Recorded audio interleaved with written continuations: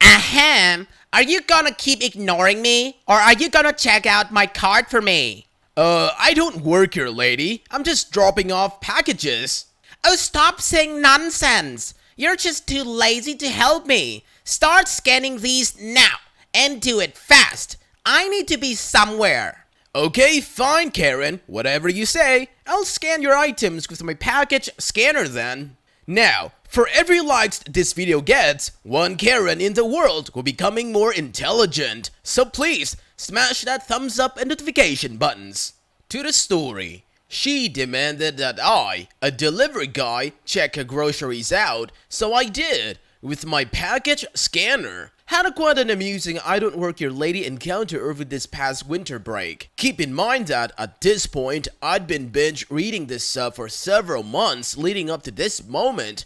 So it almost felt surreal that I had this opportunity. To set the stage, I was working as a holiday helper for an UPS. As a holiday helper, they had us wear cheap brown vests with a small company logo on them. You'd think that would be enough, but apparently not. Now, although we mainly drop packages off at people's houses, we also went through a shopping plaza to drop off stuff at different stores. We were dropping stuff at Kroger when this happened. The way it worked was that I would take a cart loaded with packages into Kroger along with a DIAD, which was basically a scanner we used to log in packages and mark off deliveries. I usually did this delivery alone because it was simple and my driver could use the time to organize other stuff. So, off I go into the store with a decent amount of packages stacked up on the trolley, where I roll them over to customer service. Usually there's someone behind the desk when I come in, but sometimes the employee is out on the floor helping someone find something like they were today. Standard practice for me is to unload all the boxes behind the counter and then just wait until an employee comes back to sign off on them. So unload all the boxes, stack them behind the counter, and then lean up against it to wait for someone to come by. While I'm waiting, I casually take my phone and begin browsing Reddit to pass the time. And then I hear the ahem. I looked up to see some 50-something years old lady scolding at me, with a cart packed to the brim with food. She had graying blonde hair done in that "I want to speak to your manager" style, and was wearing a bright pink Nike top, blue leggings, and about 2 metric duck tons of attitude. We stared at each other for a moment, and her expression soared with each passing moment like the milk that was undoubtedly curdling in her cart. Finally, she broke the awkward silence. "Well?" I shrugged. "Well, what?" She shoved her cart forward, almost bumping me with it.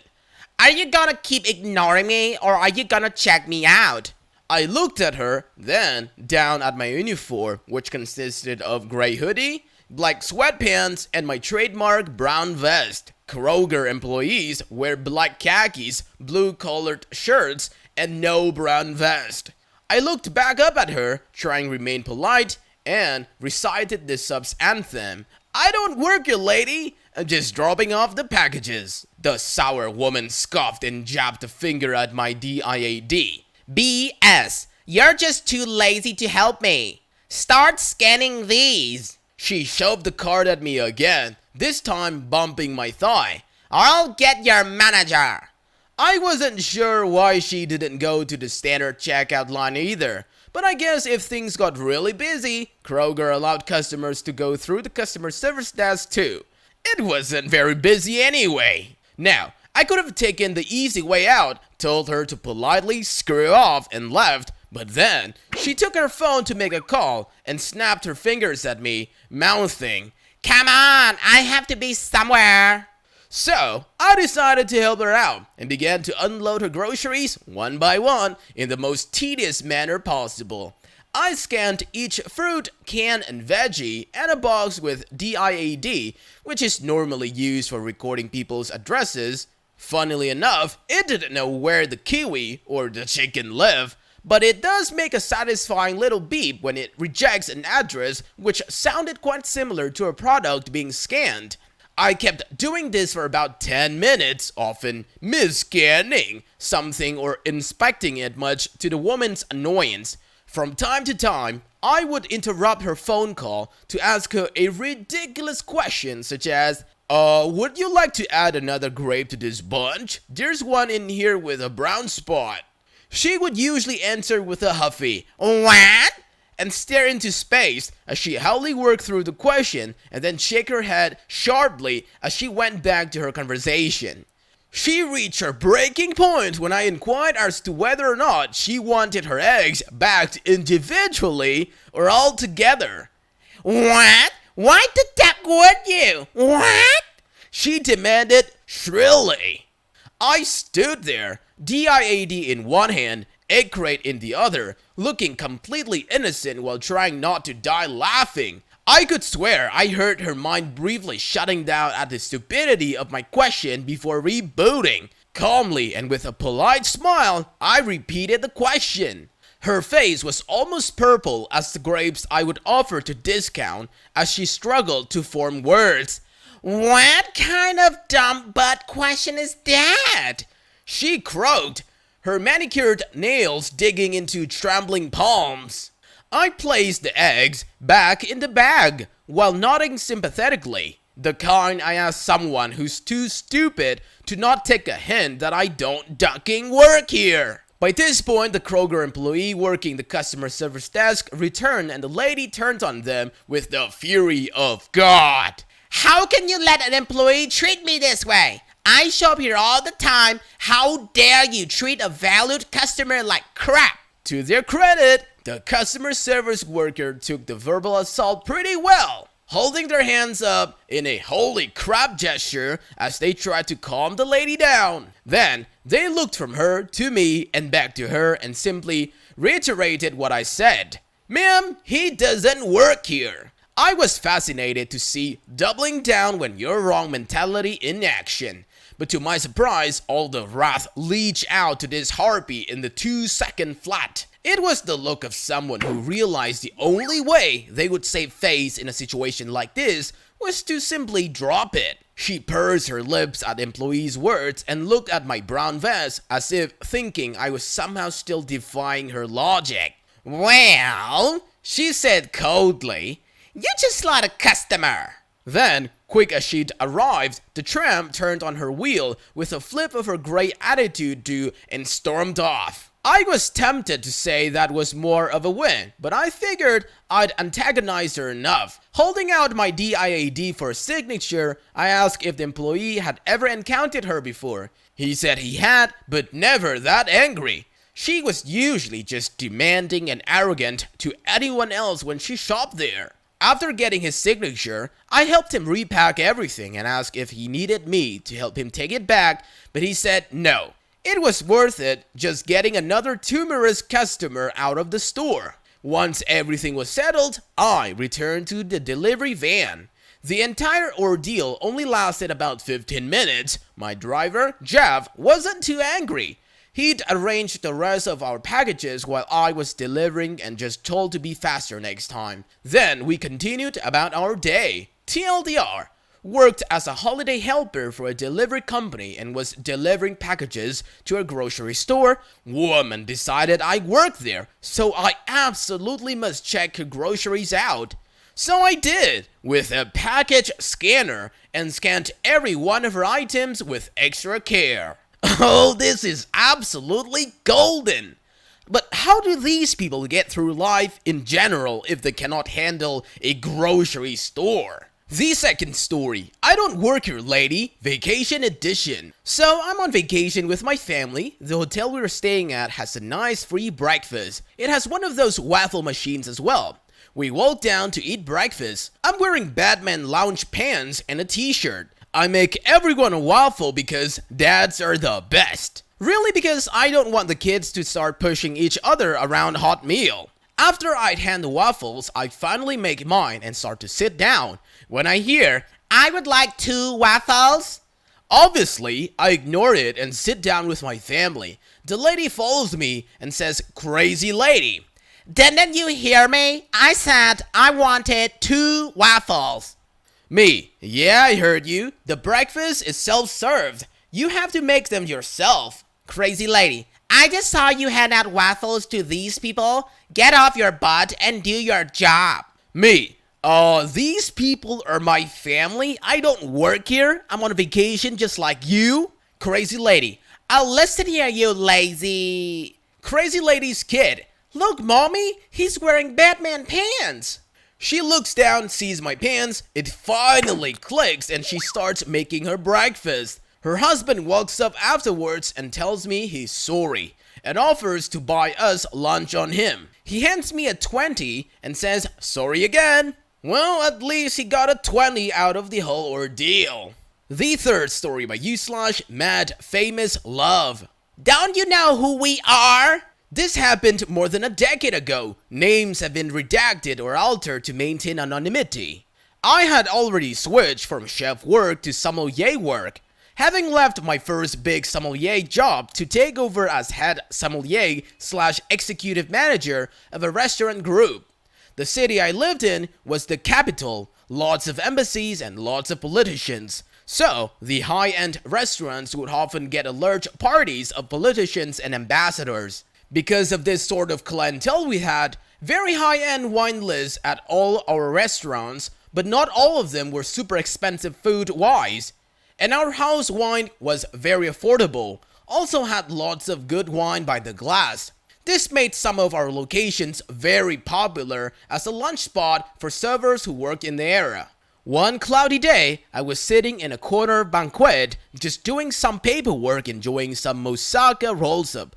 Like eggplant parmigiana almost, but rolled up with mashed potato inside as well as the cheese, tomato, and herbs. This was a specialty for this Greek restaurant. The server on duty was pretty busy. She was new and didn't know me. I knew her though. She was doing alright, serving everyone without too much problem. No one was waiting more than a few minutes to get attention. There was also a server from the restaurant across the street, not part of my group, but a regular, sitting and having a glass of house wine as she was organizing her tips from the shift. She looked like a server, in blacks, with a black short apron. Similar uniform to what was worn in our restaurant. In walks a bunch of people, group of 6. I recognized one of them as an ambassador's aide. Didn't recognize the others, 4 guys and 2 women. One of whom had the classic Karen hairdo. They don't wait at the front where the sign says to wait to be seated. They walk right into the dining room, push 2 tables together, and grab extra chairs. They are sitting sprawling, taking up lots of room in the middle of the dining room, talking loudly about, "This place has a great wine list." One of them says he's gonna order.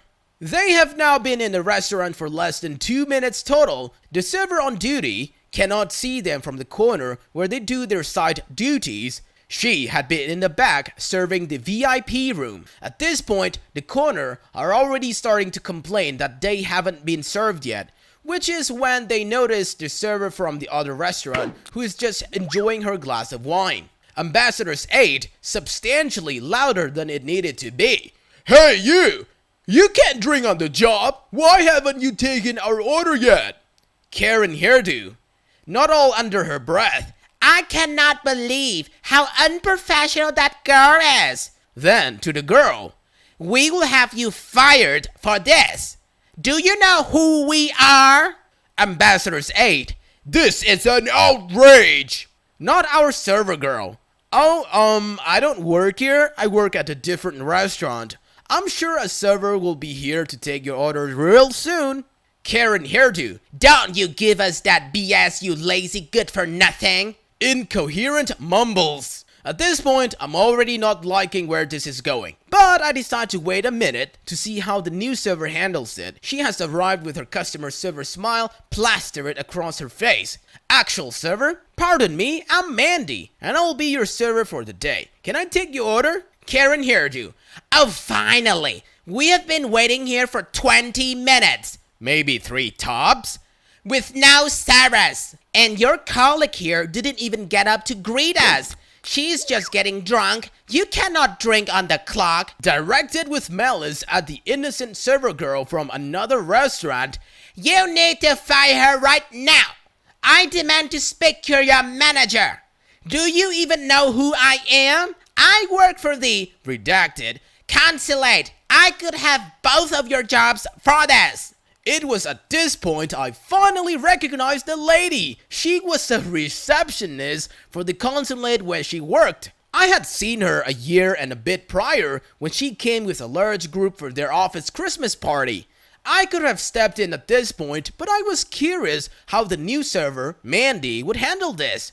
Mandy, in an apologetic tone, "I'm so sorry, but I didn't see you arrive. Normally, people wait to be seated as the sign asks, so I couldn't see you all sitting here. Please don't badger our guests though. That lady doesn't work here and is a paying customer. I believe she works at another restaurant down the street." Karen Hairdo cuts her off. "Don't you dare lie to me, you little redacted racial slur. I eat lighters like you for breakfast." Rest of the 6 are egging Karen Hairdo on at this point, and I can see this may be escalating beyond what the server can handle. So, I text the owner's son who lives upstairs. He's also a part of the owner in the group and sometimes does some managing of this location, happens to also be a bodybuilder and is a huge guy. Less than 30 seconds later, I get a BRT text from the owner's son. Karen Hairdo, yelling in a shrill, indignant voice.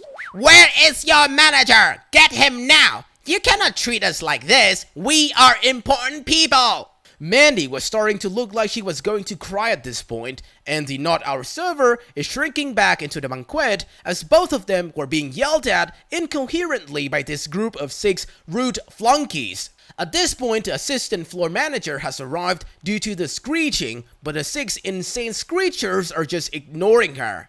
I stand, take a couple steps toward them, take a deep breath, and at the top of my lungs shout, "Quiet now!" I was an actor in high school and know how to project, so my voice fills the room. Everyone stops their shouting and turns to me, at a more reasonable voice level.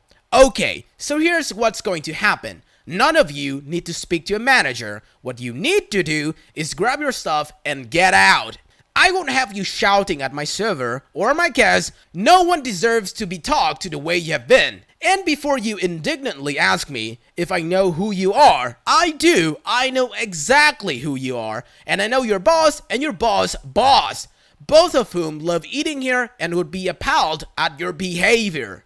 At this point, I notice Matthew, the owner's son, has just come in through the kitchen door, dressed in his gym gear, listening with sweat like some sort of Greek statue of Hercules, 6'4" and nearly 300 pounds of muscle. The look on his face just screams, "I just got here like I'm already completely done with this." I can see Karen Hairdo is about to protest, but I hold up my hand, and in my no-nonsense commanding voice, "No, this is not a discussion. Get up and go now." Karen Hairdo, in an injured, indignant tone, "Well, I never." Me, master of factly, and you never will again. You can consider yourselves banned from this establishment. Matthew, owner's son's part owner, rather louder than he really needed to be. "Get out of my restaurant and don't even think of coming back. You're all going on the blacklist." Matthew's colossal form starts moving towards them, and it seems the look on his face was enough to end any further discussion as the group grabbed their things